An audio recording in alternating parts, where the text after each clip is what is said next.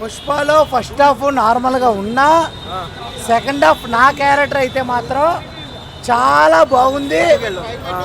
జాతర ఎపిసోడ్ అయితే మాత్రం నీ ఎవ్వ తగ్గేదే కాదు, అస్సలు తగ్గేదేలే అన్నట్టు ఉందన్నమాట.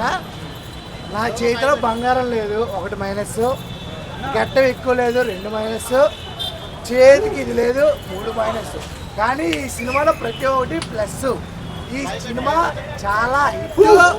బాగాలేదన్న వాళ్ళని గుర్త బగలా.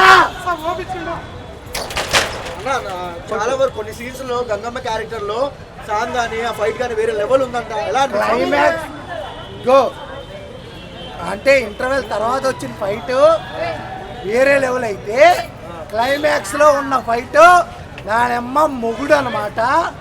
అలాగే ఈ సినిమాకి దృష్టి పెడతారు కదా, పెడతారా బెటరా, వాళ్ళందరికీ చెప్తుంది ఏంటంటే ఈ గాల్డ్ పరంగా దృష్టి అయితే పెట్టిన వాళ్ళందరికీ జీ బగలా